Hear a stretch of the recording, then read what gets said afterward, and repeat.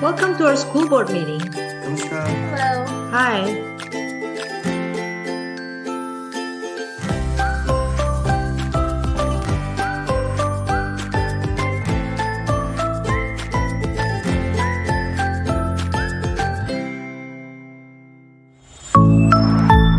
Spiffio, access in any language.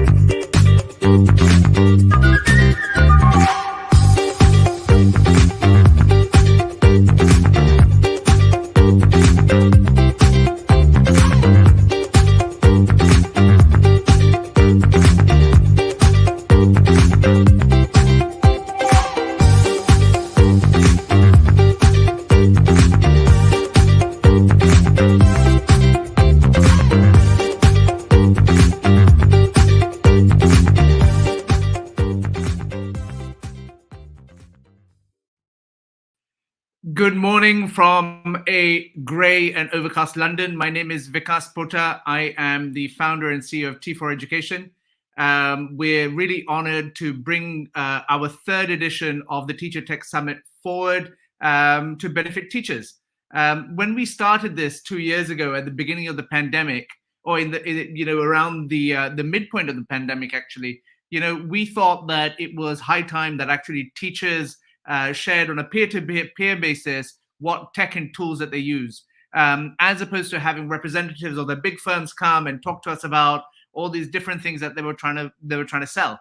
And so what we inadvertently stumbled into was this immense stickiness that comes from actually recommendations, actually from lived experience. And that is why we actually focus on the method of these teacher masterclasses that we bring forward today and during the series of the Teacher Tech Summit this year. So in our first year, we started off with a 3-hour global event called the Teacher Tech Summit.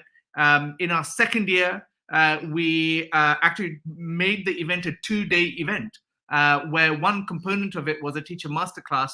And then we had chief executives, we had opinion formers, we had policy leaders, we had ministers, all weigh in on the subject of the use of technology in our classrooms and in the hands of our teachers.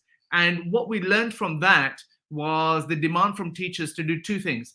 One was to regionalize this event, and the second was to put it in the local time zone.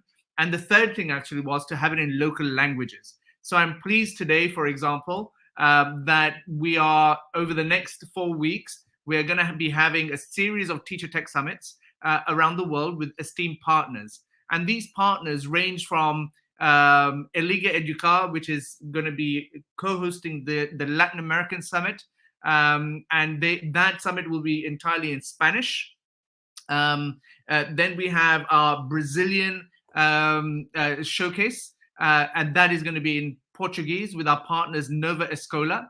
And we also have a summit for the Middle East, and that is with our partners, the Queen Rania Teacher Academy, and that is going to be in Arabic. All of these also have English translations, but the primary language we're going to deliver these in are the local languages. And so I think that's a really great evolution of the Teacher Tech Summit model. And I want to start off by saying thanks to our local partners who are doing these in different languages. And I shouldn't also forget the fact that we also have, for the first time in English, and that's why I didn't mention it first time, an event for the USA in particular. And that's in partnership with a great organization called Digital Promise. And of course, last night, alongside one of our other co-hosts, Owl Ventures, we hosted 4 panels, brought in the latest innovation and innovative thinkers on subjects, and had 4 panels. And so you can see that there's a spread of different activities that are happening over the next 4 weeks, like I mentioned. And today we organize this global showcase as a way of bringing to the fore some kind of inspiring teachers from around the world who will be telling you their stories to give you a teaser as to why you should actually be participating in these events. They represent the best of the best. And we conducted a flip competition where we chose many of our teacher presenters from. And some of those that you're going to see today are part of those cohorts as well. So, I should do a few things before I actually bring on my co-host, Kirsten. First is to say thank you. Thank you to our sponsors, our partners, and they are the Coppel Foundation and they're Spifio. The Coppel Foundation is one of Mexico's largest philanthropic organizations, and their belief in teachers and education stands strong. And when they heard that we were doing this, they wanted to come forward and support. So I'm very grateful to them. Spifio is our translation partner. We bring these events so that we make them accessible in different languages. And you've just seen the very short video from them as well. And so you can actually watch this in your local languages. If you go to our website, you'll see instructions how. And also our co-hosts, who are the World Bank. Let me just repeat that: the World Bank. I say that because as a teacher audience and a teacher community, you say, why are you partnering with the World Bank? Well, the World Bank are fairly influential when it comes to education policy, and the fact that they understand the need to make sure that teachers are at the forefront of digital disruption, I think is really interesting. And we actually have an event called World Bank Listens in a few weeks' time, where the global director of education for the World Bank, Jaime Saavedra, is actually inviting teachers to actually listen to them, to hear what they're saying. They cannot be accused then of not listening, which is often the case of policymakers. And so I really welcome this intervention and this approach by the World Bank. Now, I've said thank you to our sponsors. I've said thank you to our co-hosts. I've said thank you to our regional partners. And I think I should actually progress this to say, well, thank you to all of you for tuning in on a Saturday morning in London. You may be in different parts of the world. And as is tradition, I'd love for you to tell us where you're watching from. Where are you? And we will, what people love, obviously, is this global nature of our community. And so let's see some of these. Let's see where you're from, and we'll be flashing on some of your comments. And so if you are watching on Facebook in particular, what I want to say to you is that because we use a tool called StreamYard for streaming, you have to go to streamyard.com/Facebook and give it permission to actually pull up your photo. Otherwise, we won't be able to see your name or your photo. And you'll see what we mean in a second. But please remember to do that. And lastly, you'll have seen the video for our app, our communities app. The belief is that peer-to-peer learning communities make a humongous difference. And what we've done is we've launched our own environment to actually galvanize teachers from around the world in really great conversation and provide these opportunities for them. And we'd love for you to actually download the app. You can go onto iOS, you can go to Android, and all you have to type is T4 Communities, and you'll be able to download it. And we'll show the video once more, and so you'll be able to see who is there. But without further ado, please join me in welcoming Kirsten, our Director of Tech and Data, to our live stream. Kirsten, welcome. Thank you, Vikas, and good morning, good afternoon, and good evening to everybody. I'm really excited to be here today and looking forward to hearing from these fantastic teachers that we've got lined up for you that are going to be sharing their expertise. There's some really good stuff coming up. So, Kirsten, you've partnered with me for these many years on this Teacher Tech Summit. What always blows your mind? I think the number of educators that want to come together and share expertise and connect globally with each other, the number of people that want to participate in joining our events, whether they're able to join live or they catch up with the recordings afterwards, the professional connections that they make afterwards and the collaborations that come out of that as well. And of course, it also provides an opportunity to recruit more of our volunteer ambassadors to our community, because we've got over 4,500 T4 ambassadors and well over 100 country ambassadors that work with us for the year as an extension of our team. And I'm delighted at the response that we get from people. It's humbling and often overwhelming just how many people want to join our hands with us and support our mission. Well, fantastic, Kirsten. And when you see our speakers today, we've got, for example, we've got Vladislav from Ukraine joining, or you got Catherine from South Africa, you got Alex from Dubai, you got Hetri from India. What comes to your mind in terms of these speakers that we've chosen?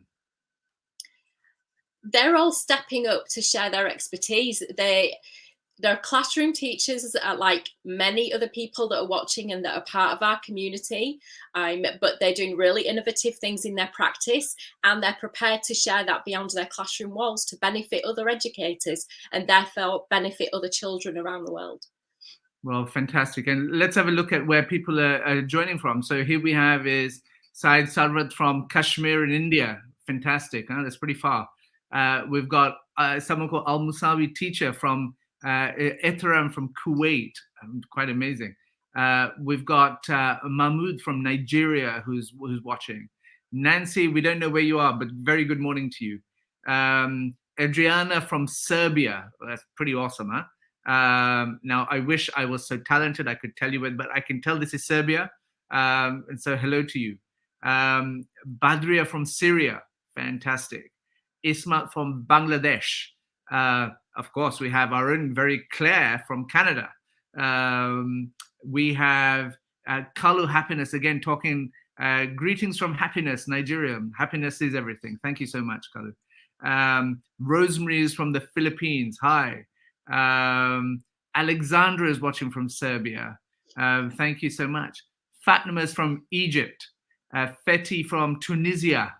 Khaled from Egypt. Adamson from Nigeria, Juhaida from Egypt, and on it goes. Jyoti Singh from Muscat in Oman, and of course Buse from Ankara, Turkey. Kalyani, a country ambassador of ours from India. Johnson Agana Alolga from Ghana. Pleasure to see you here, sir. And we will flash up more of these as we go along. And so, what I want to do is, Kirsten, go into these teacher masterclasses now. And, what we're going to try and do is have a demonstration or practice. And so we have some fantastic videos that have been prepared by our teachers, and then bring them on as a way of actually having an engagement with them. So all those that are watching today, when you watch these videos, because you're all teachers, please do ask questions if they come to your mind. That is what these teacher masterclasses are about. They're not just about a one-way or two-way conversation between me and them or Kirsten and them. It is also about you. So make sure that in the comments, please do ask questions if you don't understand anything or if you have a point of clarity that you need.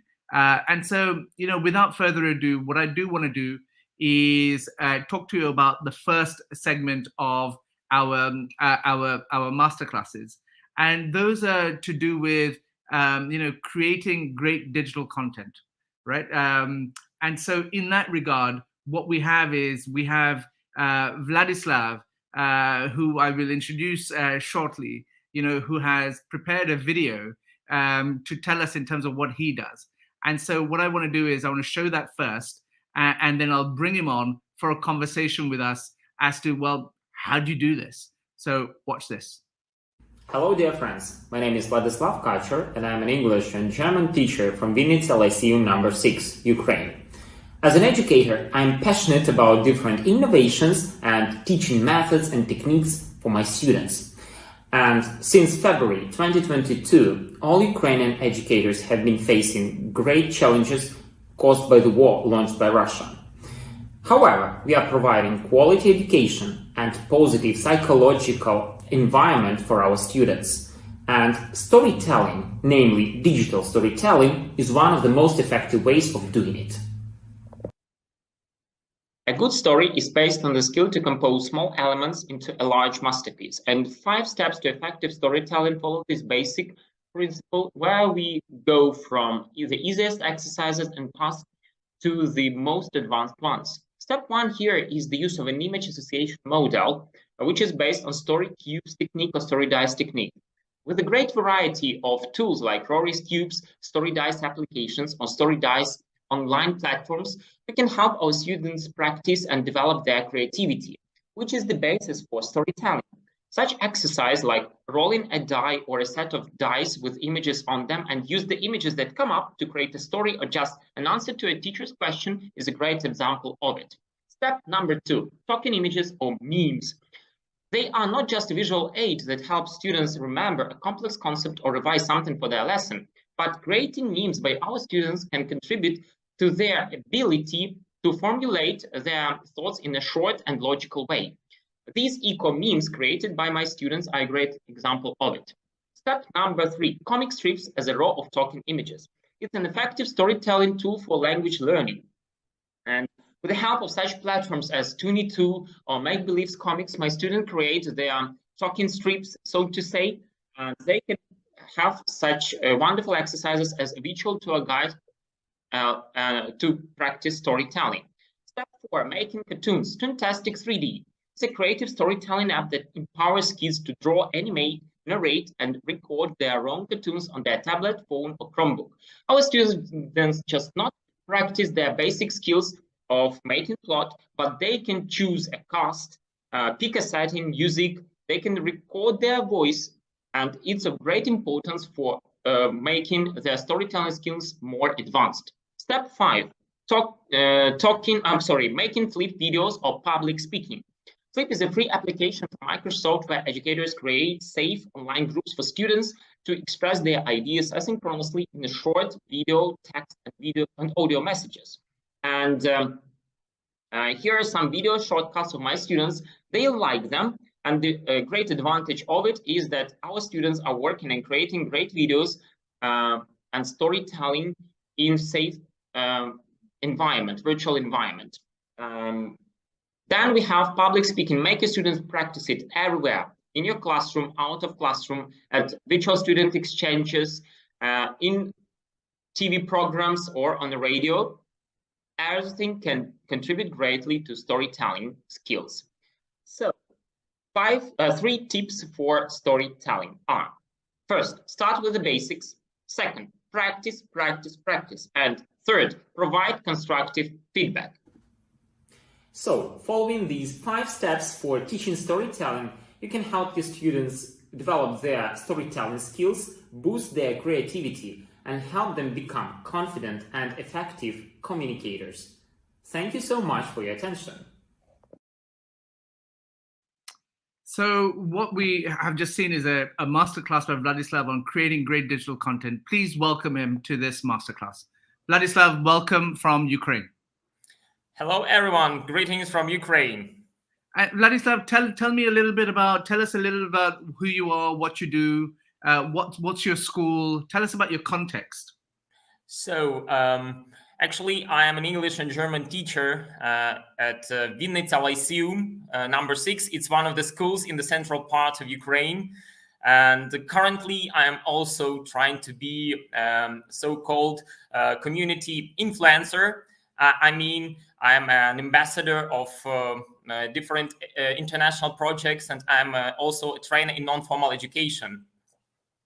And so, Vladislav, when we talk about education in emergencies, there is no place on earth at the moment that is more challenged in this regard than your country.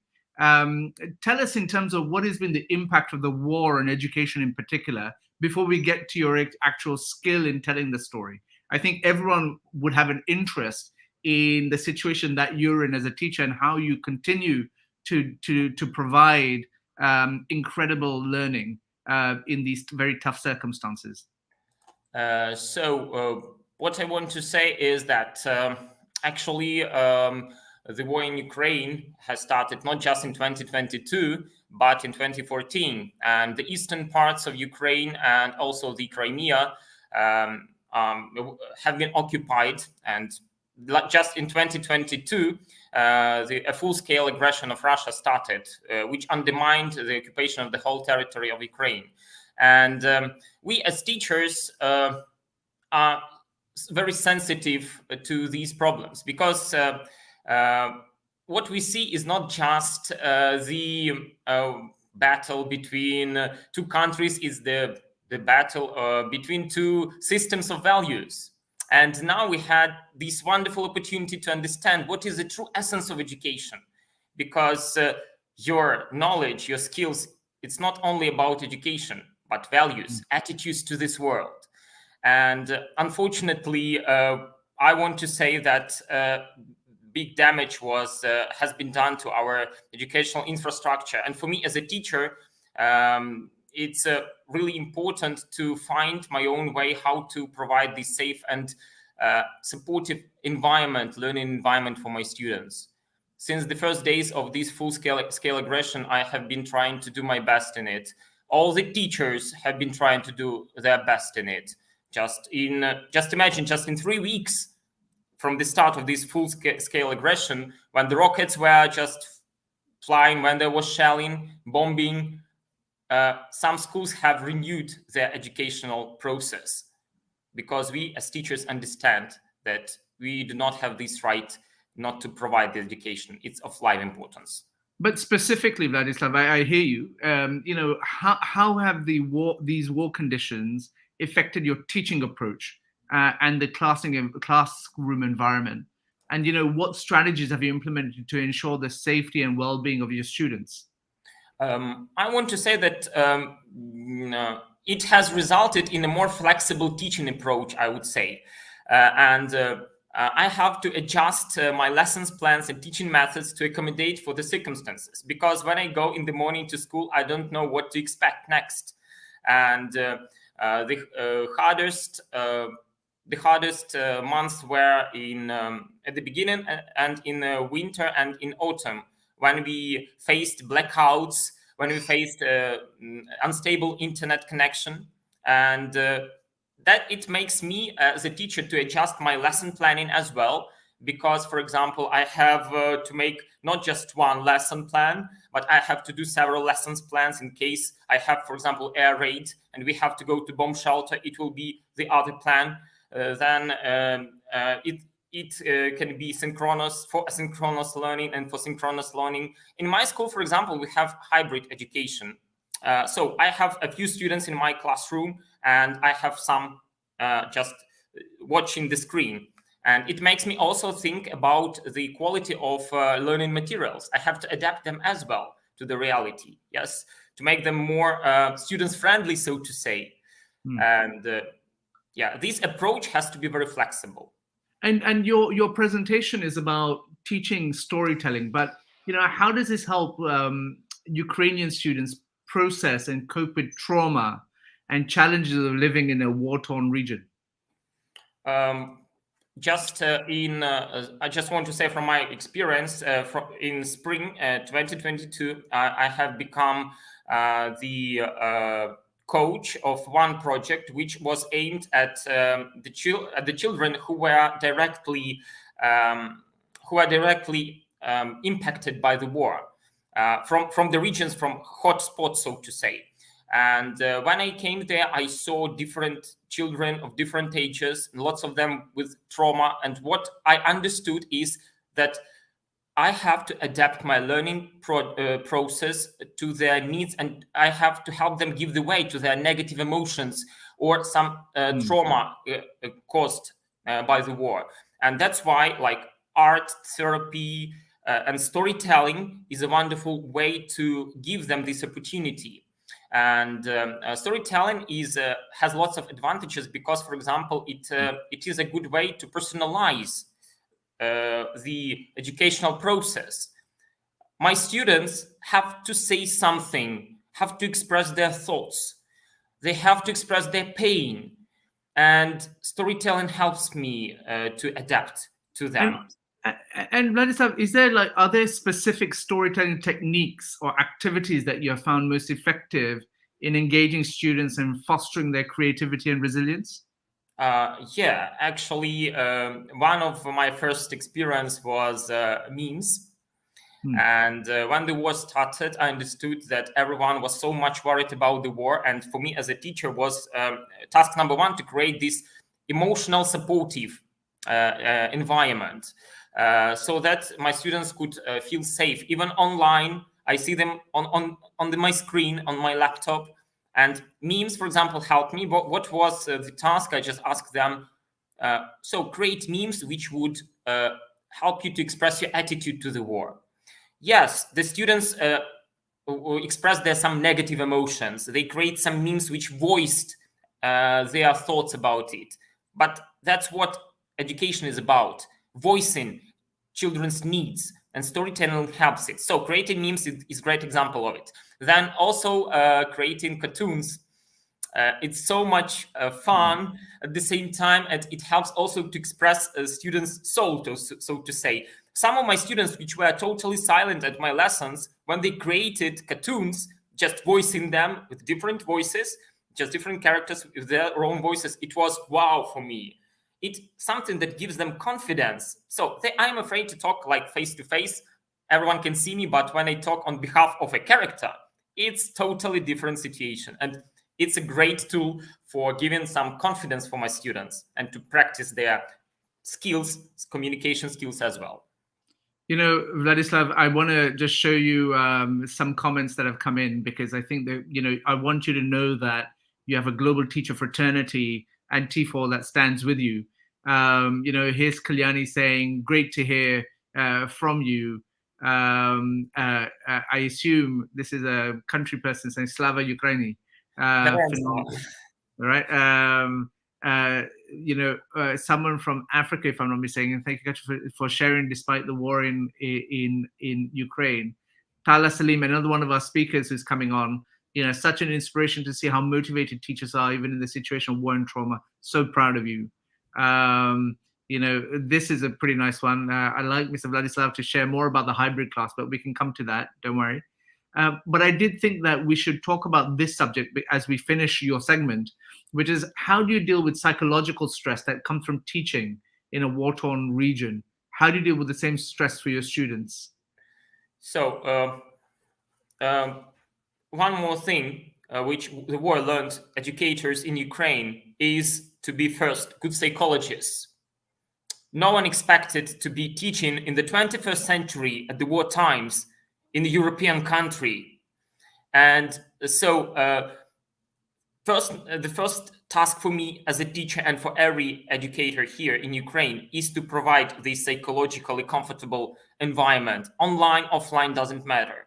So that's why lots of teachers have finished some courses to help them. And as for me, I start with kind of warm-ups.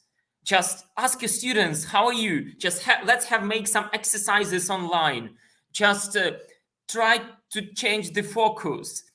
Try to change the focus from negative stuff to positive stuff. What are you thankful for? What are you grateful for today? You can see your parents. That's nice. Some of my students, they had a call from a father who is somewhere at the front line, and he is grateful to God for giving this opportunity to talk to his father or his mom there. You know, they have this opportunity to go to school and to have shelter and food. And we start from some gratitude. We start from some things to which we haven't appreciated before the war. And that's about psychological support. And it's also about connecting, keeping connection with my students. You know, lots of my students are abroad now. And it's very hard when you find yourself in an unknown international environment, multicultural environment, and just supporting, communicating with your students. How are you? What can you share? Oh, we are with you, etc. It just gives great support for my students. And number two, what have we learned?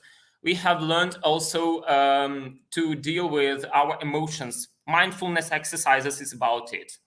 We also have finished, all of the teachers have finished the courses of first aid help. Yeah, we have to be able to do it as well. So lots of things we have learned.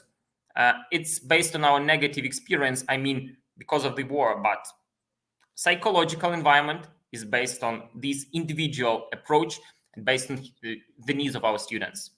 And so Ranjana says, you have proved the saying correct. Where there's a will, there is a way. It's a really great inspiration. Vladislav, thank you so much for participating in today's Global Showcase for the Teacher Tech Summit. We salute and applaud your determination, your resilience, and your commitment to ensuring that education continues.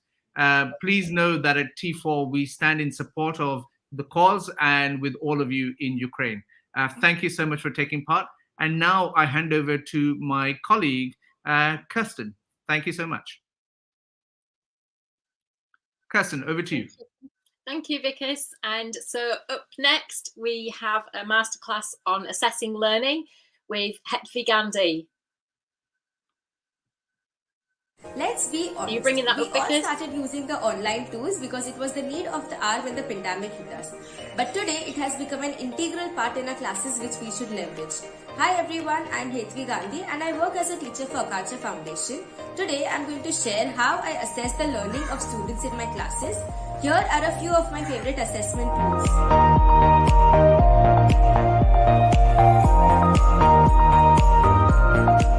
The kids these days are a lot into watching the short format videos, so I like to use that in my class as well.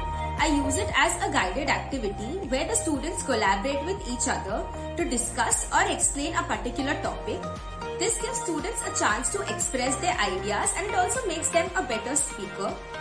After the students are done recording the video, I usually share the video with the class and it acts as a great revision resource for them. Story name is Mind Game. The character are boy, father and mother. The setting is the house. The problem was that the computer was broken. The solution is the boy started reading the books. I learned from the story that we have to read more books. Reading more books we get knowledge.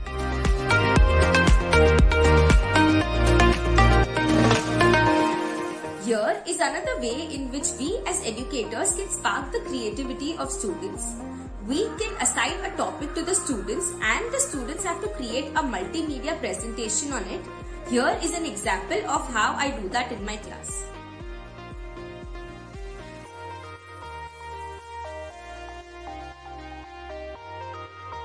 The car is huge. Huge is an adjective. The pot is colorful. Colorful is an adjective. The online tool which I frequently use in my class is WordWall. Here are a few reasons why I like using this online tool. There are plenty of templates available to choose from. With kids, immediate feedback is quite helpful and as teachers, it helps us understand with which topic the students are having the most difficulty with. So here, for instance, after looking at the data, I understood that most of my students are struggling with question 6. So here, I need to reteach that skill. WordWall helps me personalize the learning for individual children. I can assign the assignment according to the level of the child. Here are a few ways in which I like to use WordWall in my classes.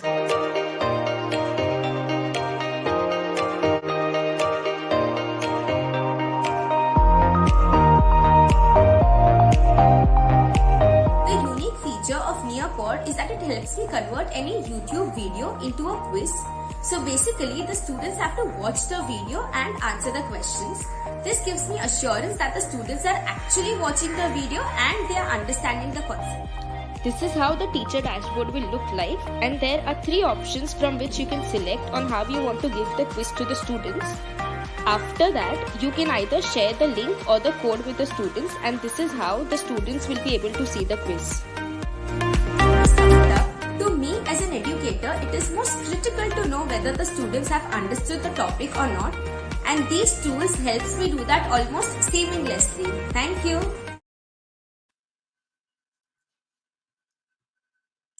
Hello, thank you for putting me on screen like that, Vikas. I'm just going to bring Hetvi on screen. Hi, welcome Hetvi, and thank you for sharing that masterclass. I know you gave a very brief introduction to yourself in that video, but if you'd just like to share a little bit more. So I teach for an NGO, I teach for Akacha Foundation, and I teach English, Maths and EVS to grade 3 kids. Wonderful. And whereabouts are you based? So I am from India and like I work in Mumbai. Mumbai. Wonderful. Yeah. Thank you. Okay. And so to get back to this topic of assessing learning, why do you prefer using online assessment tools? So one of the major reasons why I like using the online tools is that the kids and teachers, we both get instant feedback. And with kids instant feedback, like it just increases their confidence and it also makes them more engaged in the class. It's fun for them and it's just better using the online assessment tools. And the other reason is that we can assign different assignments to the kids, like according to the level and according to the learning style, we can assign different quiz or different assessment to the kids so the kids can perform their level best according to their learning styles. So that is why I prefer using the online tools. Wonderful. Thank you, Hatvi. And how useful do you think this is for other teachers?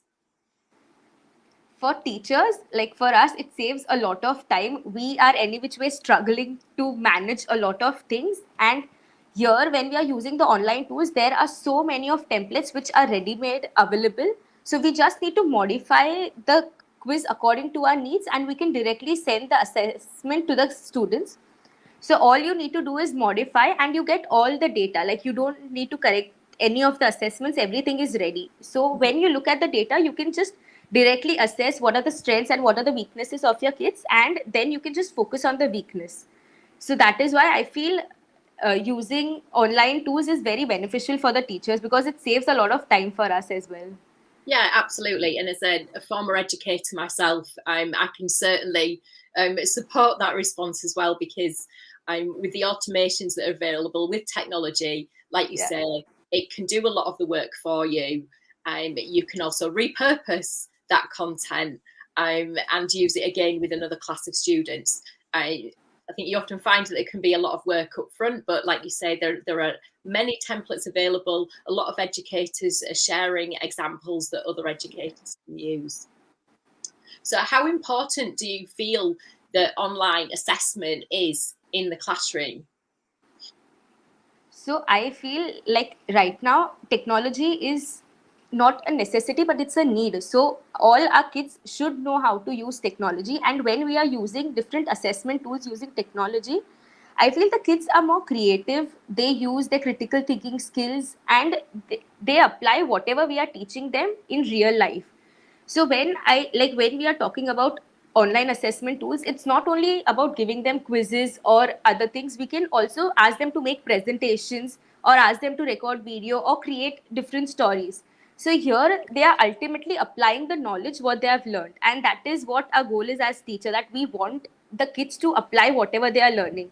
So when we are using technology, I feel our goal is like it is achieved, that the kids are applying whatever they have learned. So the kids are just being more creative, their critical thinking skills is developing. Wonderful. Thank you, Hetvi. Yeah, it certainly it opens up a lot of options for students and educators, doesn't it, in terms of the ways that children can be assessed, which can be catered towards their personal needs potentially. And as you mentioned, this is about digital literacy, which of course can help with 21st century skills that are needed for a 21st century workforce. So if we're just thinking about some teachers that maybe aren't doing a lot of online assessment at the moment, what would be the first steps? How should they start implementing that in their practice? So I feel many a times we as teachers are afraid to take that first step. Like we are afraid to try, like what if our class goes wrong? So the first thing is that we should be confident enough that even if the class doesn't go well once, it's okay. It's for us to try. And if we are confident, if we try, it's a learning process for us as well. So I feel once we are confident with it, our kids will be they'll be more comfortable. And the other thing is, I feel we need to have some set systems and rules in the class whenever we are using the online assessment tools. So once those systems are in place, I feel the rest of the class, it goes pretty well. Like there are less disruptions in the class. Absolutely. And there's some really great points there. And don't forget, if you are missing any of the really juicy tips that are being shared today by our speakers, you will see that obviously this is being recorded. So you're always going to be able to come back, watch things again, take screenshots of anything that comes up on the screen that you find really valuable for you as well. So just coming back to online assessment then, I certainly know in my past working as an educator that there can be concerns about the outcome of online assessments, the worries around it. You know, is it authentic? Is it safe? Is it accurate? All of those kinds of things. What would you say in terms of how genuine the outcome is when using those tools? So the first thing is there are many sites that actually block the kids from opening any other browser or any other site when we are using them. So if some teacher is really worried about that, then the teacher can use that site where the kids can't open other browser. And the other thing is, like for us, I think we should stop giving them factual questions. We should give them some open-ended questions or some application-based questions. So even if the kids try to cheat or try to open Google, they won't get direct answers because they are applying the knowledge. So that is some ways in which we have to form the questions in such a way that the kids do not get direct answers on Google. So there are less chances of cheating.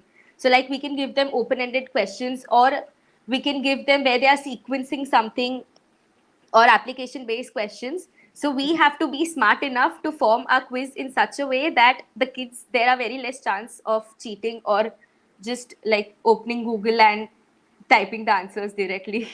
Yeah, absolutely. And there's some great tips in there with regards to thinking about sequencing, because of course, if you've got students sat together, they maybe expect the questions to be appearing in the same consistent manner, and it kind of throws them off course a little bit and maybe helps them focus a bit more on the fact that it's not about what's happening around them, but it's about what they've got to focus on the screen. And despite the fact that there can be a lot of concerns about the accuracy and reliability and the safety of doing things online, like you say, if in an assessed environment, you can lock browsers down to prevent students from actually looking at other sources. You mentioned about the open questions that can be used so that some students maybe can't quite easily get those answers. Although I have to say, with the launch of further developments in artificial intelligence like ChatGPT, it is getting incredibly sophisticated to write responses for students, and that is obviously a concern in education now with regards to how we embrace those technologies. But I mean, online assessment, of course, is also just really helpful for summative assessment, for formative assessment, not just summative assessment, the practice for further down the line. And yeah, I've also found it incredibly valuable to use in my teaching.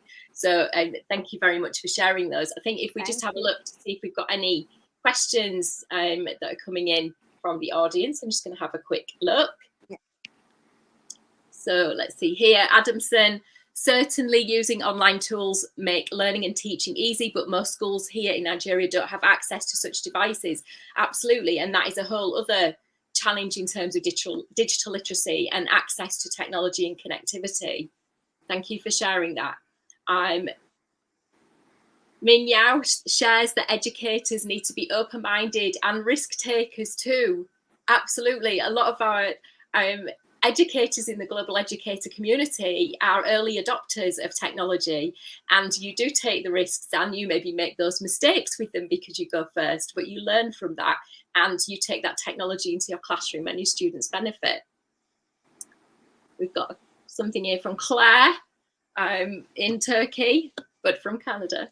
There's a great point, and it's important to remember that not all students have access to reliable internet and technology. Yes. And that's certainly something that I think that we have to be mindful of outside of the classroom. Do you have any pointers to share on that, Hedvi, as a last question? In terms of, do you set any homework for students that requires the use of technology, and do any of your students have barriers? So as I told you, I work for an NGO and our kids are underprivileged. So many of them don't have the access to, as they mentioned, that they don't have the access to internet. So what we try to do, we try to do these tests in school only, because there we have internet access and we also have the devices. So it's better that we do that in school, because many of our kids don't have access to internet, as it was mentioned. Yeah, So we great. prefer doing the assessments in school. Yeah, thank you. And that's a great point to recap on, because it's just highlighting the fact that wherever you are, there's always the possibility of finding a solution to engage students with technology. And so thank you very much, Hetvi, for sharing your expertise and joining us today. And back over to you, Vikas. Thank you so much. Thank you, Hetvi, for joining us here today. And thank you, Kirsten, for leading that great discussion.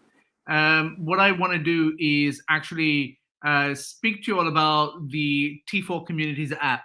We want to double down on making sure that we use it and making sure that we encourage all of you that are watching to participate and to log on. And so, if you're enjoying this content, if you're enjoying the fact that you're part of a global community, I'd like to encourage you to watch this and download the app.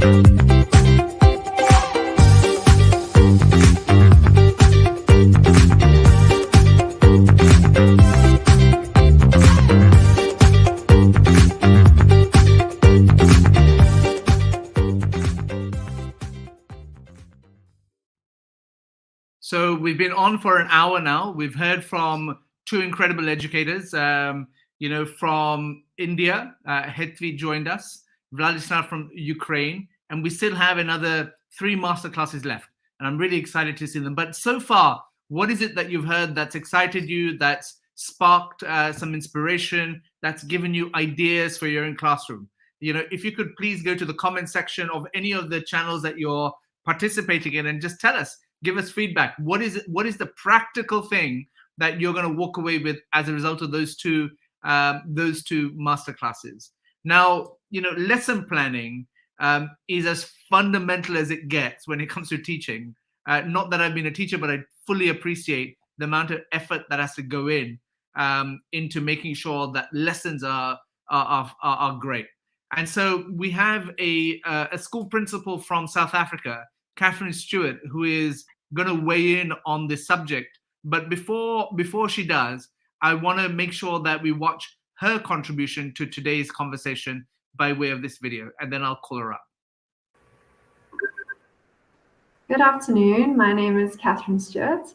I work at Spark Schools in Johannesburg, and today I'm going to take you through a tool that I use to help me in my lesson planning. This tool is called Live Worksheets, and it is a website that is accessible to anyone and everyone, and it has unlimited resources on the condition that you, the creator, allow your created resources to be shared. So in particular, I like using this website for my scholars' independent practice in their online sessions at school. And essentially what it does is it takes the traditional printable worksheets and converts it into interactive online exercises with self-correction. So it's really very useful in terms of gathering data, getting self-marking worksheets as well.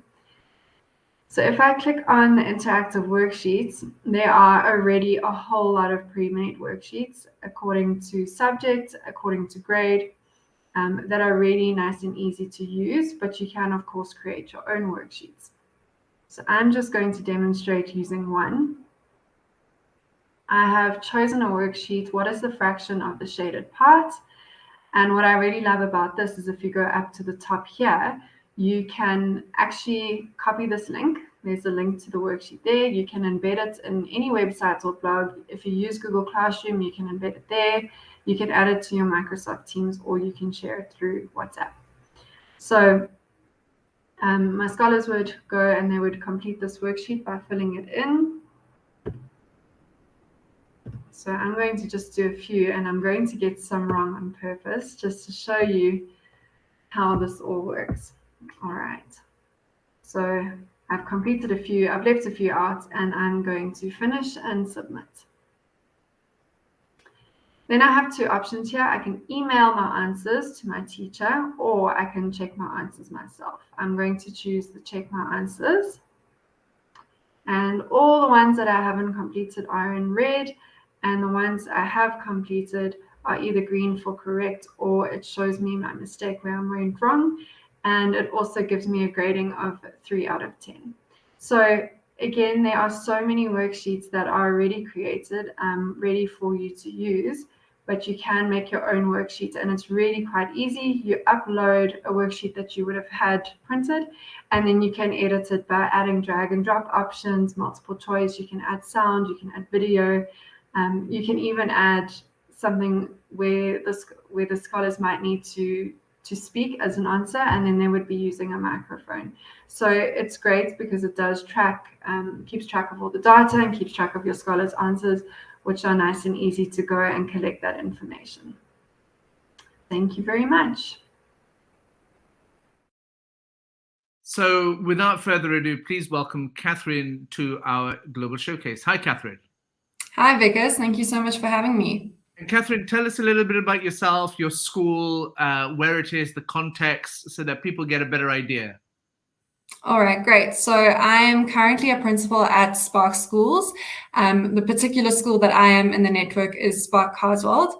So Spark Schools is a network of 24 schools at the moment in South Africa, and we are really trying to bridge the gap in education in terms of affordability. So giving great quality education with a really affordable price on it. So being mindful of the cost of technology is really important, and we do make use of a blended learning system in our schools. And so, Catherine, you know, when I said in the introductory remarks that there can be nothing more fundamental than lesson planning, would you agree with that? Yes, 100%. I think it's the basis of all the teaching that has to happen. And so without online tools, how much time would a teacher spend on a daily basis on lesson planning? I think because there are so many things to consider with lesson planning, it could really take hours and hours that you don't have in your day to plan out a week or a lesson. There's so many things to consider. You've got to consider your scholars' abilities. You've got to consider the mix of scholars you have in your class, the level that they're on. And without the technology that we have today, it really, really could take a huge chunk of your time. So if we make the assumption that, let's say, it takes 1 to 2 hours every evening for a teacher to do some lesson planning, is that a fair assumption? Yeah, and I think possibly more. Okay, and so using online learning tools, because we were having a discussion yesterday about burnout in particular. And so if we were to use these tools, what could that 2 hours come down to? So I think especially for more experienced teachers, it could really come down to 20 minutes for a lesson. I know that now that I've had quite a bit of a teaching experience, when I coach our teachers, it's really easy to use these tools and to show them this can be simplified. And so you've talked about interactive worksheets in particular, which is what your presentation was. Can you say a little bit more about them?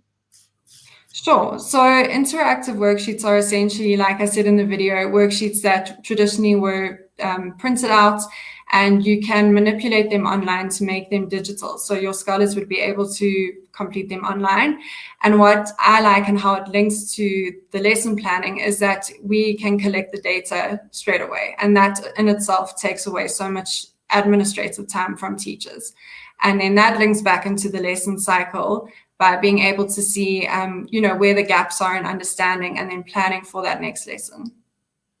And as a school principal, though, because you're the head of the school, do you take this approach of just making sure all of your teachers use the same tool, or is it different for every teacher? What's your approach to adoption of, say, these kinds of tools? I think with our school, it's important to expose our teachers to the different types of tools that are out there. But I do believe that every teacher has their own way of teaching, and to be too autonomous, I don't think would work in our particular context. So we do have flexibility in terms of what the teachers use. And what are the limitations of these kinds of tools, in particular what you have showed, interactive worksheets?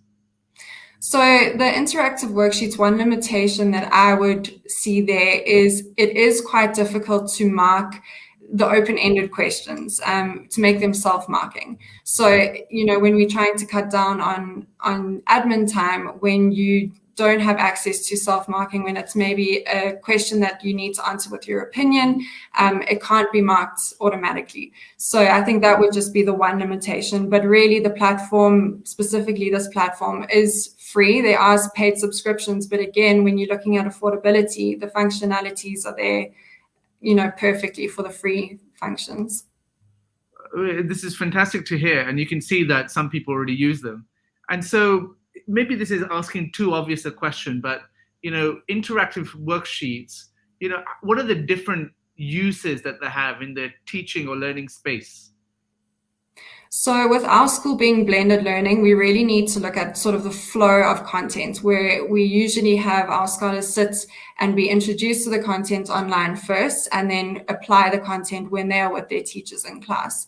So when we look at it that way, we need to make sure that what are we using these worksheets for? Are we using them to test prior knowledge before they come to class, or are we using it post-classroom to test or check for understanding? Thanks a lot, Catherine. I've been thinking a lot about my friends in South Africa in particular, talking about what has come as a result of the pandemic, which is this focus on psychosocial health and social emotional health and learning. How do you think this links to that subject? So I think that a lot of our scholars need a lot of motivation at the moment. And I think one thing that helps, and it might seem small, is for them to be able to see their own progress. So to be able to see, wow, I got 10 out of 10, I'm actually doing well, I know my content, is really motivating for them. And it's a nice, easy display for our scholars and our teachers to be able to see that. Well, fantastic. Catherine, thank you so much for joining us today. I know that you have difficulties with load shedding and that kind of thing in where you are in particular. And just like Vladislav, there's no reliability of internet as such. So we're grateful to you for logging on this Saturday and spending the time with us. Please know that you have our appreciation for taking part. Thank you so much. And we look forward to being in touch. Thank you very much. And today I bring back on my colleague Kirsten to take forth the next session. Thank you very much, Vikas. It was a great session, Catherine. Well done, thank you. So up next, as you can see on screen, this is all about ensuring learner safety with Tala Salim. And let's play the masterclass first.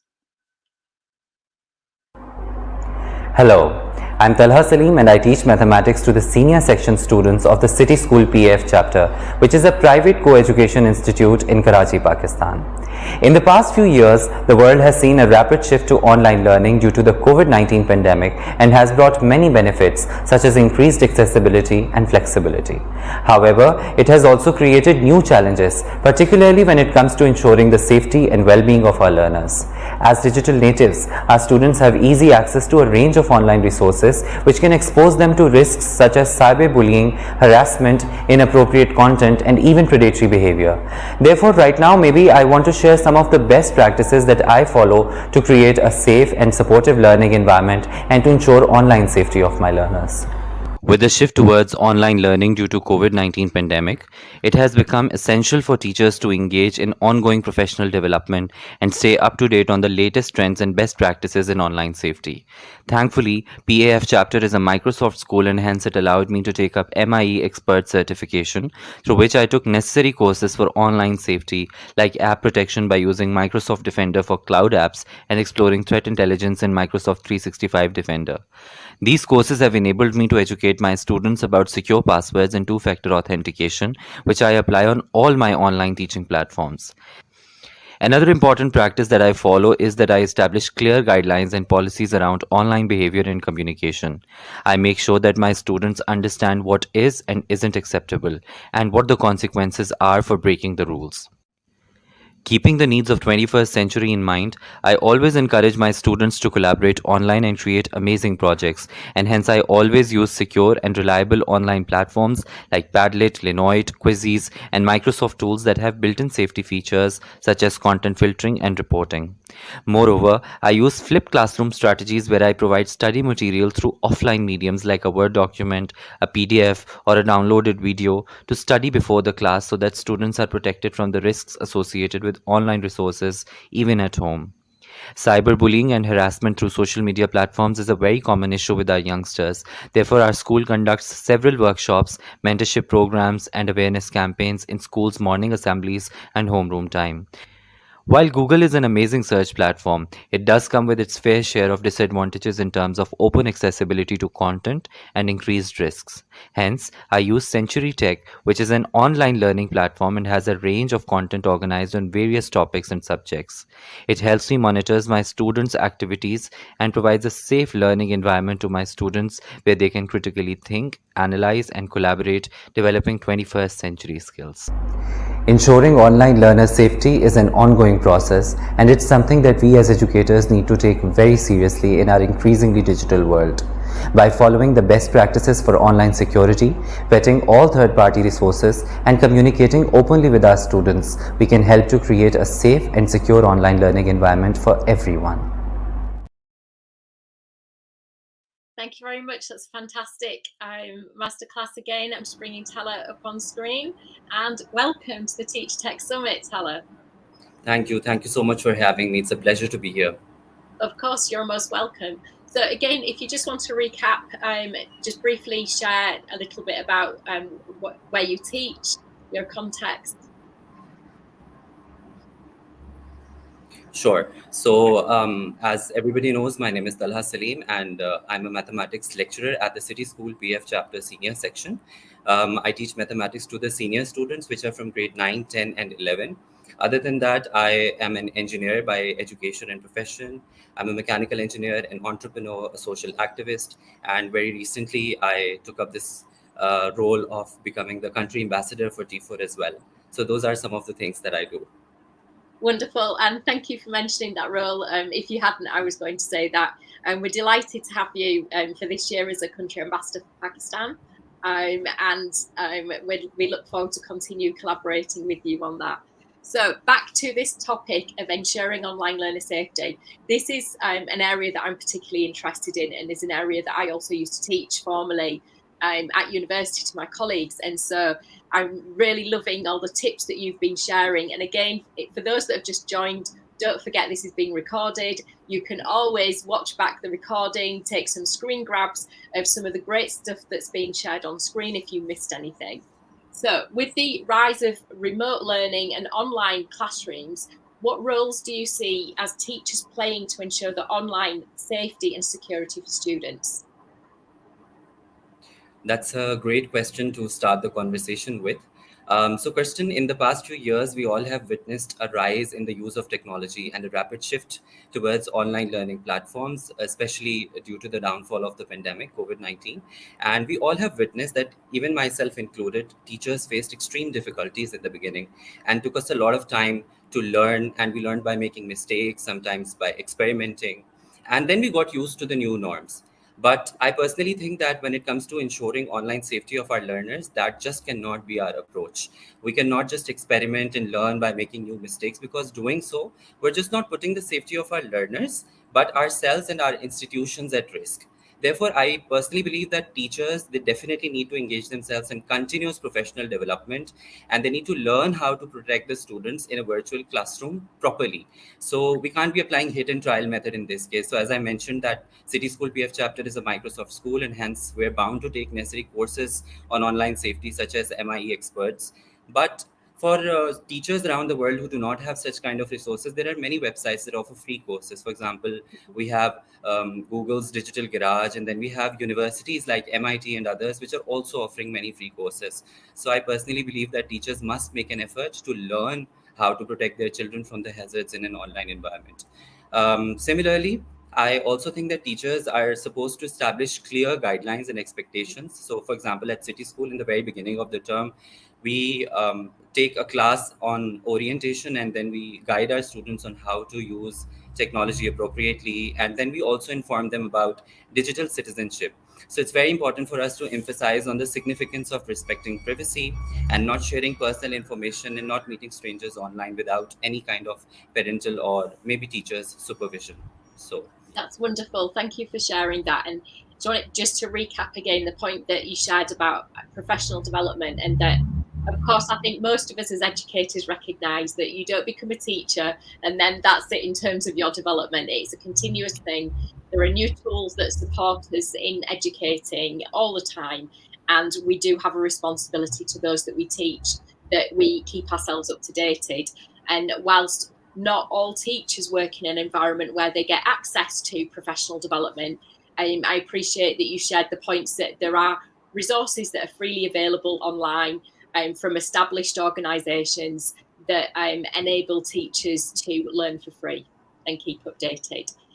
You also mentioned about parents. So what do you do, or can you do, with regards to educating parents about online safety and privacy to ensure that students are also safe outside of the classroom? yeah, so it is the utmost responsibility of schools to keep all the stakeholders in loop, especially when it comes to ensuring online safety of the learners. And parents are, as it's it's a clear fact that parents are an important stakeholder in ensuring students' safety online. So what we do at our school, and what I would advise educators across the world to do, is to have constant one-to-one sessions and interactions with parents. It's important to create safe online spaces where parents, students, and teachers, and school management, and the people from the IT department, all of them are together at one place. And that on that very space, there should be a possibility for teachers, parents, and students, everybody, to share their concerns as well as report any kind of cyberbullying or any inappropriate behavior in an online setting. So this way, through clear communication and by including every stakeholder in loop, we all can ensure safety of the learners, not even in school, but even when they're at home. Wonderful. Thank you for sharing that. And just thinking in terms of cyber attacks, nobody or no organisation or school can say that they're 100% secure from these things. Everybody's always at risk. And so, but there are still measures that we can take. So what are some of the measures that you take at your school? So our school, it's a big campus. It has almost 2,000 students. So therefore, it comes with it comes with a lot of responsibility, and therefore, school invests a lot in infrastructure. And our school has a proper IT department with IT experts. We have an infrastructure where experts are sitting, and they ensure that all the time different firewalls and antivirus softwares and encryption tools. And then there are so many, these softwares also come with regular updates and patches, so we definitely need experts to do that. So our school particularly has a system set in place, and we ensure that a robust infrastructure for cybersecurity is there, and the experts are handling it all the time, so that students and teachers, even if they're not experts, they're not exposed to such threats when it comes to working in online environment. And I think that it's easier said than done, but districts and schools across the world, they need to invest in infrastructure, and they need to ensure that they have proper systems set in place to protect their students from cyber bullying and cyber risks and other kind of attacks. So, absolutely. And again, it's that ongoing conversation about these risks and ongoing professional development, because there are new risks that are popping up all the time, but with some baseline support, like you're saying, infrastructure, that can make a huge difference.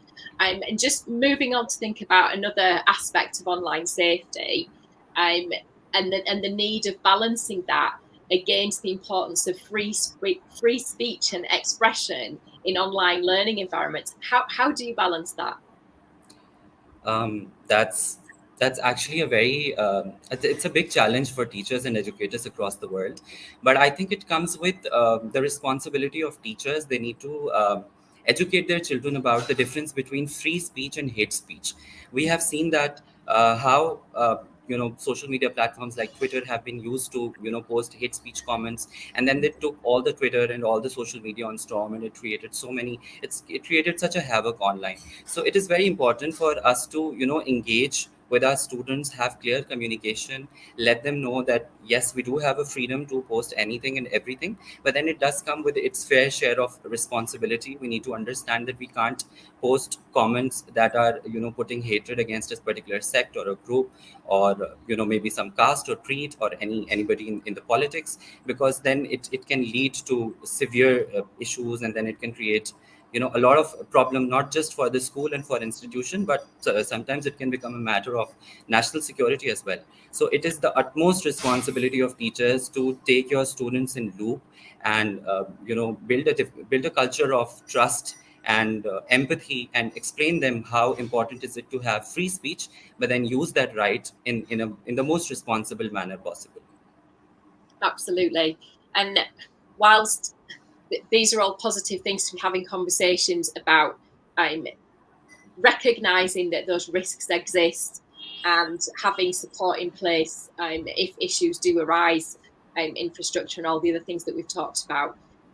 The fact that we have to have conversations about these risks, about bullying, about cyber attacks and all these other things, this can induce a lot of anxiety and fear in people, children and teachers alike, and parents, that to the extent that they don't want to go online. So how do you navigate that and try to ensure that, in your classroom, your students still feel safe and less anxious about these risks that exist?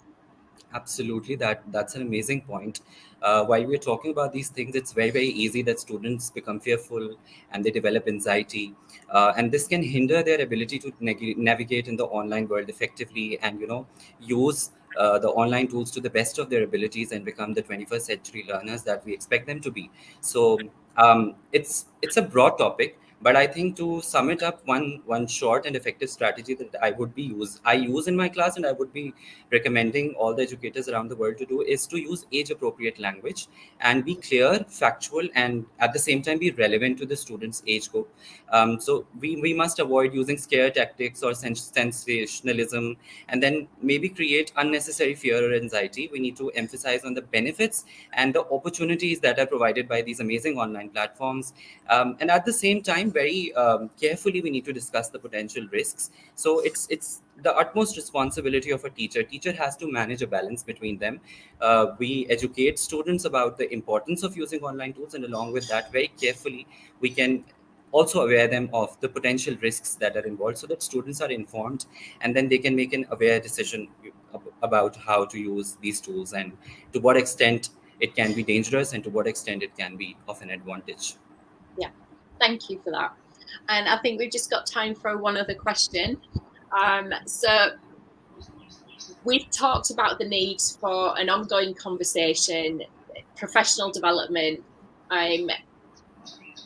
Is there a way that we can work collaboratively across institutions, across cultures, geographies, to develop shared standards and best practices for online safety in education? Definitely.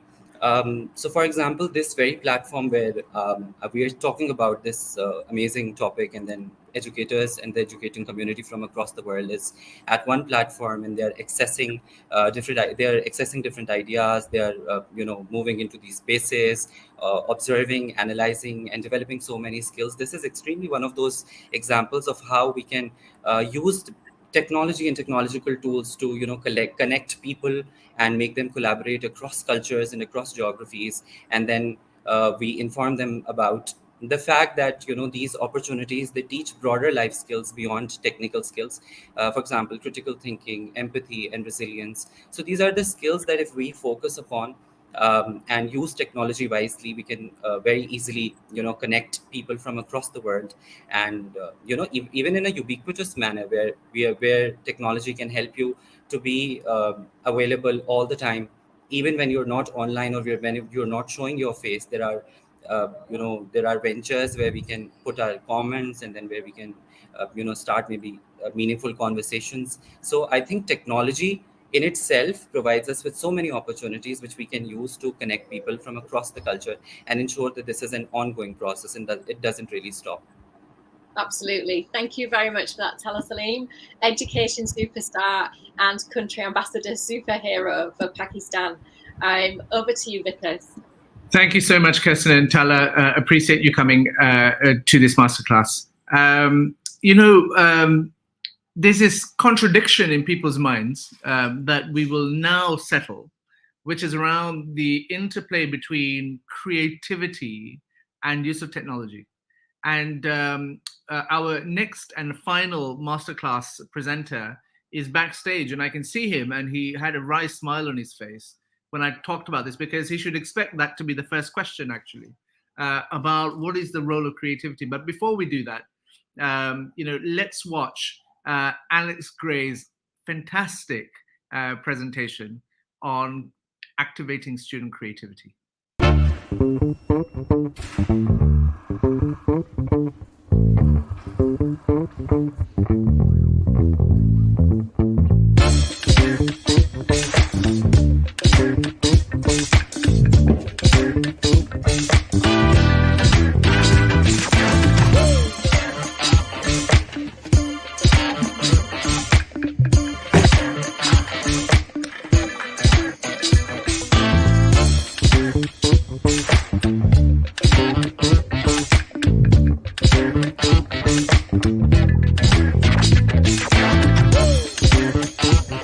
Yeah, but I can't draw.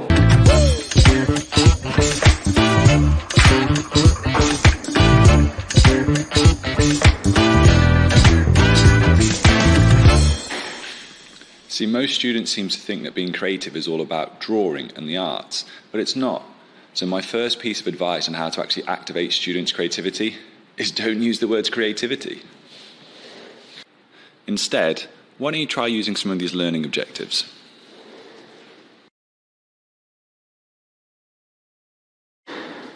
All right, enough with the grand tour. Let's get on with this.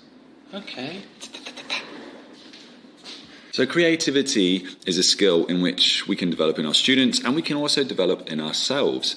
It has a lot to do with thinking and linking old and new, and using imagination to come up with novel ideas, things of value. So to help inspire, I'm going to show you some examples right now. Move, you're in the way of the ball. Oh, yeah, sorry.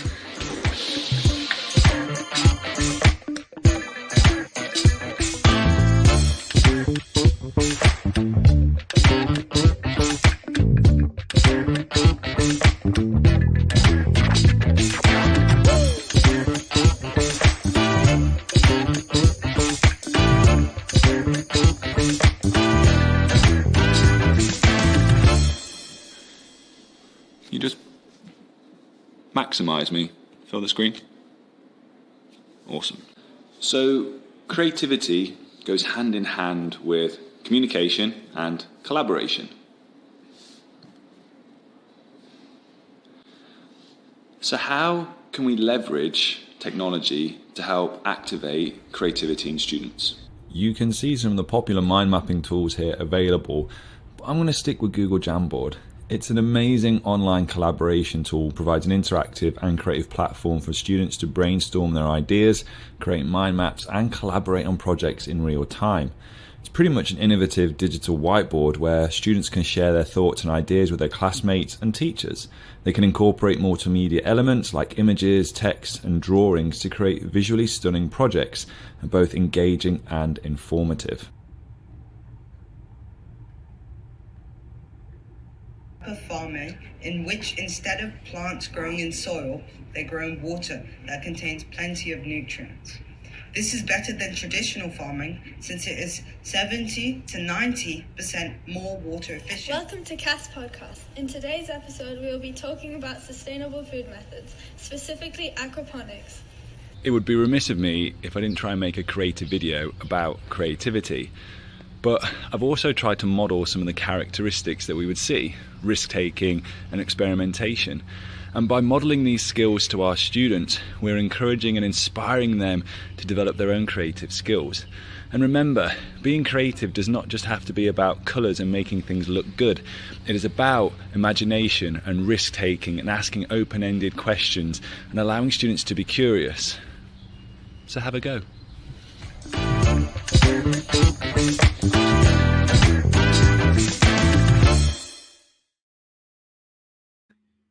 What a great video, right? So please welcome Alex to our masterclass. Alex. Hey, I'm going to say good morning, good afternoon. Sort of time-wise, we're a little bit off with this. So, as you heard me say at the get-go, contradiction, diametrically opposite concepts, I think, creativity and use of tools and tech in teaching. Do you want to say a little bit more? Do you want to slay that straight away? Yeah, I mean, I'll try. I'll do my best to. It's one of those. People think if you just give kids this, give them a pen and a piece of paper, and try and do something creative with it. Just you draw me something or write me something.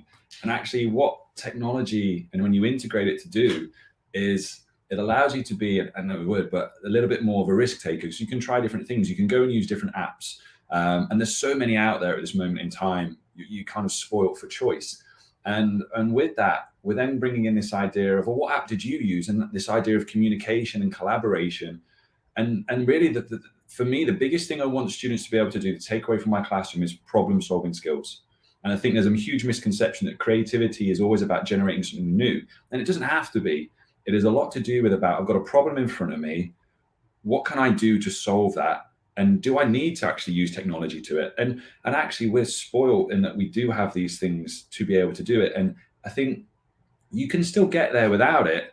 It just allows your productivity to be 80% better. You can get there just quicker. You can ideate, you can share, you can research, and you can see if someone's already done it or not. And this idea of innovation about just taking something that already exists and making it better, building upon it. I mean, if that was the case, we'd only ever have one iPhone. But what iPhone 14? It's still the same iPhone. Let's be frank, it's still the same iPhone. But those small little things, those ideations, those changes, those implementations, that tech is going to allow students to really come up with solutions to the everyday problems that we see. And so that leads to the next question, really, which is, what types of tech will allow teachers to activate creativity? A lot of it depends on the subjects you want to teach or are teaching, and also your own individual expertise. And as I said in the video, a lot of it falls upon us as educators to model and actually be able to teach our students how to use it. And I think sometimes that's one of the limitations, and it's not our fault as teachers. I think it's also a lot of it's to do with CPD and the availability of CPD for it.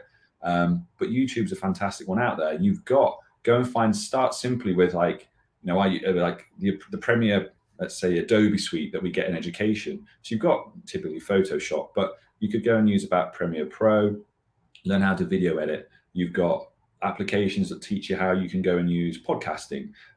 Most of the students, if they've got iPads, will have things like Procreate. So we can draw and sketch off there. If you're STEAM-based, you've got Tinkercad, you've got Roblox, in terms of being able to build and create these ideas. Also, in terms of music production, you could go and use GarageBand, Audacity. There's lots of different applications you've got available to you. Most of us are available, notice Google Docs, OneNote, Teams, sharing ideas, collaboration. That's still part of it as well. And then there's elements of the augmented reality that in terms of the Oculus and different parts like that. So there's lots of availability. It's down to us as these educators to go, right, it's not to make the tech fit the task. It's about, I've got this task, do I need the tech? And if I do and I want, what's the right thing to use it with? Alex, but tell me, in terms of the critical thing here, it seems to me, is how do you integrate these tools? Such as, for example, you talked about podcasts or video creation platforms into lessons that encourage students to express their ideas creatively? So the first thing you want to do is pick a topic. So I am science. Biology is my specialty, but science is one. And I gave some examples in the video. So I gave my students to do with sustainable food production. And I gave them a choice. I said, you can either make a podcast for this or you can make a video for it. And they will know I like a podcast and they will know I like to make videos. So I can use my skill sets that I've sort of stacked the talents there to support them in that. But first thing I do is pick the relevant topic.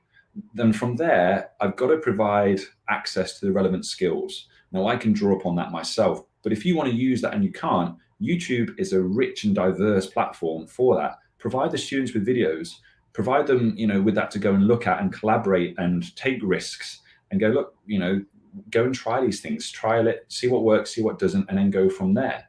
Once you've got that, it really is about them planning, preparing, and going off and doing and collaborating in teams with one another to produce this. Like, who's going to speak for you? Who wants to video? Who's going to edit? And, how are we going to sort of finalize this product that we've got here?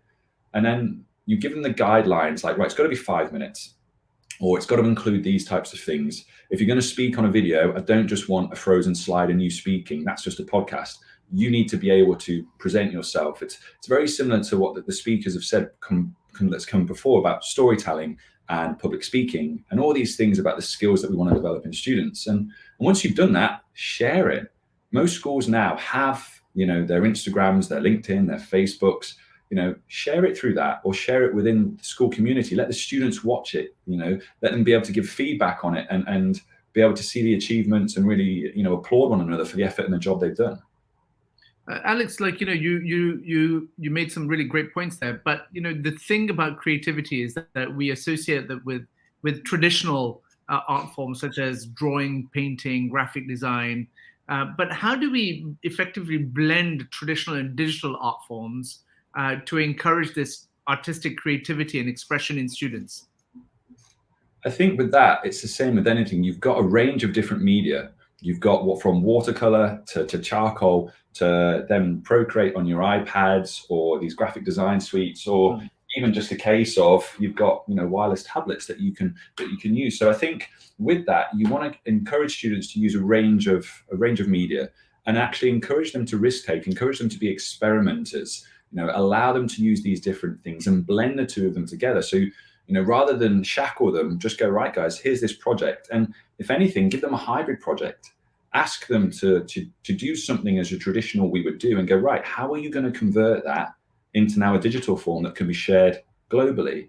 And it boils down to, again, those art skills about finding relevant resources online that students can use and learn from, or if you're an expert, being able to show them and allowing them to experiment with it. I mean, we see it now so often. I mean, I love YouTube. I love watching these things, but it's now people that are blending classical music. You've got these people that are playing pianos, and next to them, they've got these synthesizers, and these machines that will take that music and will blend it. And there's an example, a real world example of someone taking traditional with technology and making just this other type of music, this unworldly type of music. It's fantastic.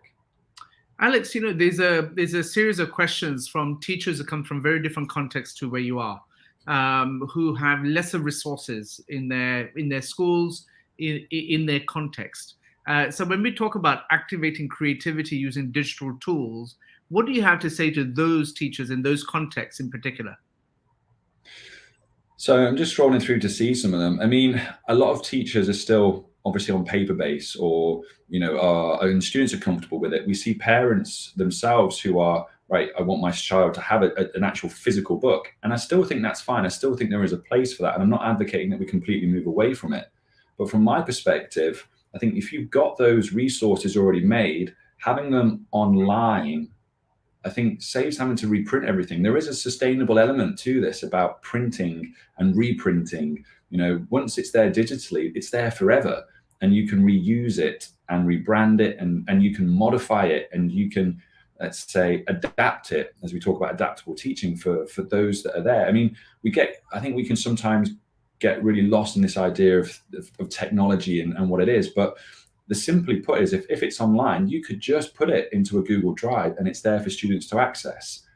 The task which you put onto that, the questions which you follow up with that's really what's fostering the creative thinking. And in the examples I gave, that's a PowerPoint. It's a PowerPoint with the image, with the questions there. The creative part using technology is the outcome or the output that I might want from my students. I think the best way to think about it is in terms of leverage, in terms of your input versus their output and the type of output you want. You've already got these resources there available to you. You don't have to, remake those, use them, but just give a different output in terms of what you want students to do with it.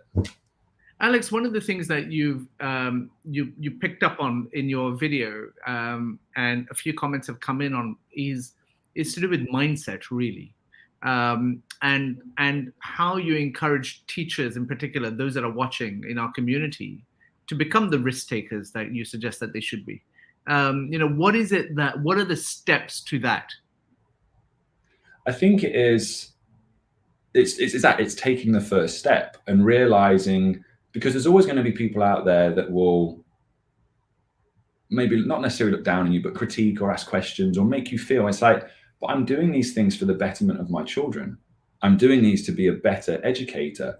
And as long as you can hold on to that mindset, and that everything I do is to embody and to show my students, to model to the students what is a modern day learner, because I'm learning something new. My kids in my school, and I'm giving my age away, I'm almost 40, are amazed that I would have my own podcast, are amazed that I would run a YouTube channel, because it's, as far as they're concerned, video editing or podcasting or anything social media is a young person's game.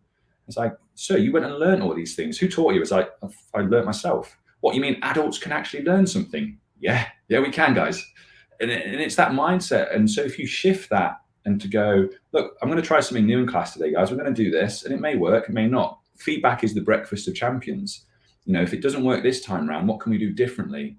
And that's ideation, that's innovation, that's how we got to the point where we're at.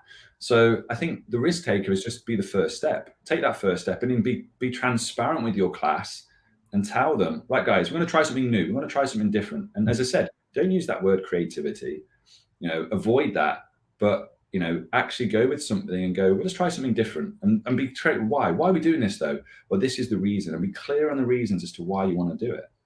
Alex, if there was let's say I didn't do anything you say, you are way, way, way advanced in your use of tech and tools. What would be entry level tech or tool that you would recommend our teachers to start with? Just your mobile phone. Literally, take your mobile phone, which is one of the most powerful tools you have and the most underused tools you have. It will record that way and it will record that way. And just start with that. Start with a simple video as a tech and go, right, guys, we're going to flip it, or whatever, however you want to do it.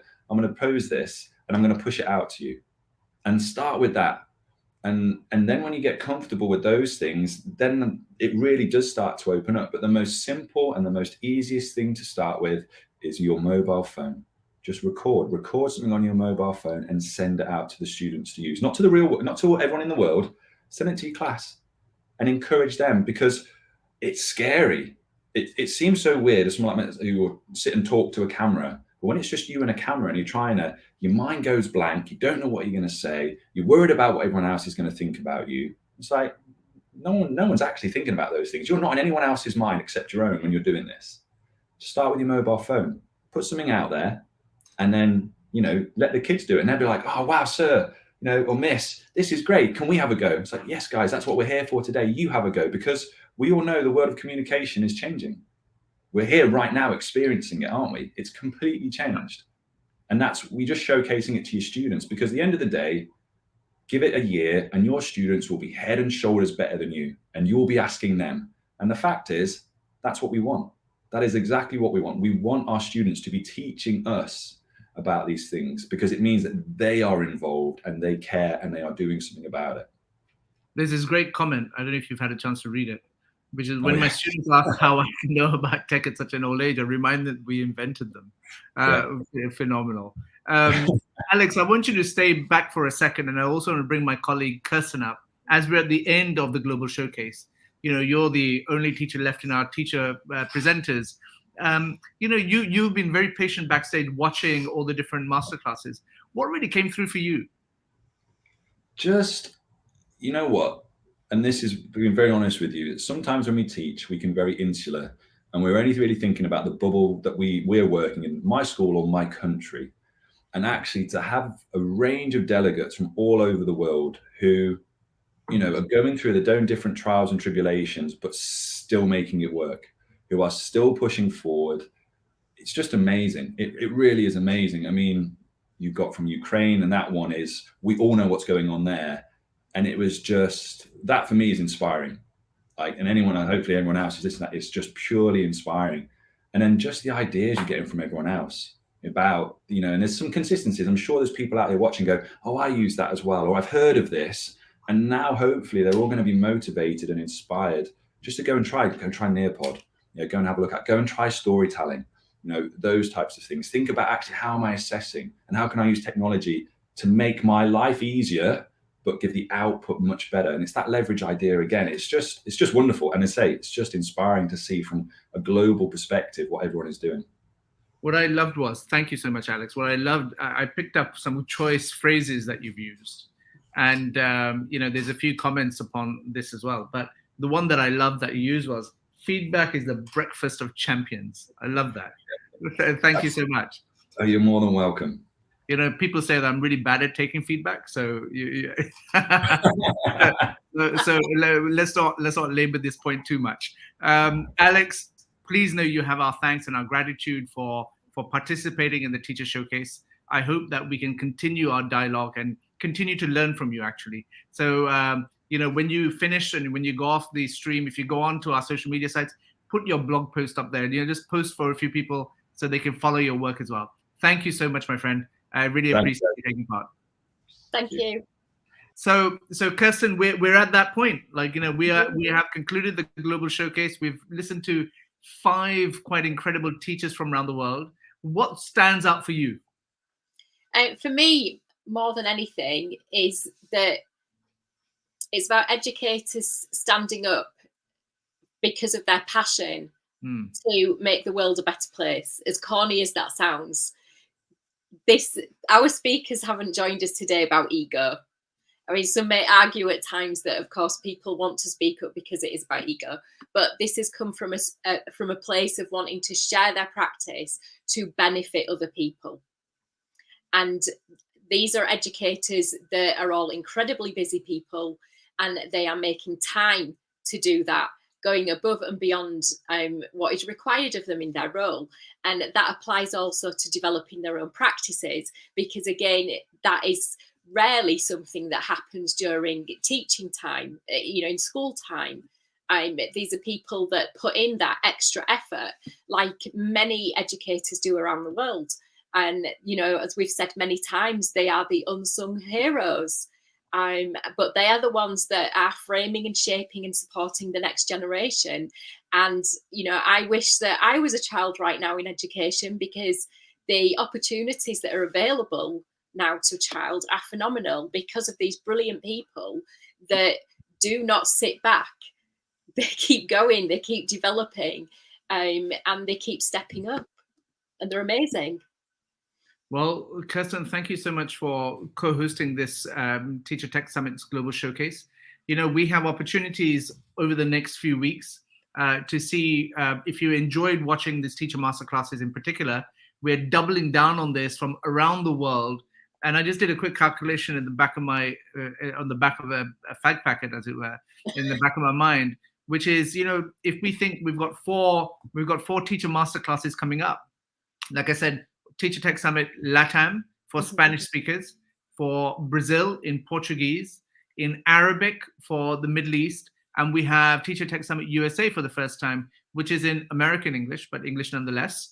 And in all of these, we have, if we make an assumption of 15 teacher presenters for each one, well, that's nearly 60 teachers from around the world who are sharing their practice, which I just think is just amazing. Listening to those at the forefront of our education systems as to what tech and tools they're using, I think is very inspiring. Yeah, do you have a final note for everyone?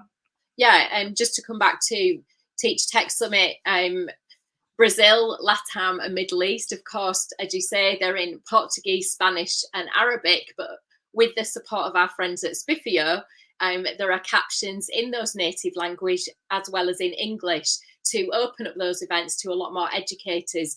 And so that's potentially 60 more educators that you can learn from for free, as long as you can get yourself online.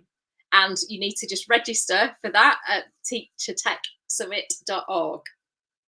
And so we get there's a deluge of emails that come in after this saying, where is my certificate? And so there is no certificate unless you register. Make that very clear. So you register, attend the events, and then you'll be able to download a certificate of attendance. On that note, it leaves me to say thank you to our presenters. Thank you to our partners, the World Bank and our Ventures, as well as our regional partners, who are Eliga Educar in Chile, Nova Escola in Brazil, Digital Promise in America, and the Queen Rania Teacher Academy in the Middle East. In addition to them, we have the Coppel Foundation in Mexico, who is a sponsor, and Spiffio as our translation partner has also gone above and beyond to help us, making sure that this is an accessible event and available to those around the world. On that note, please know you have my gratitude, and we wish you a fantastic Saturday. We'll see you on Monday for the Brazilian event. Goodbye.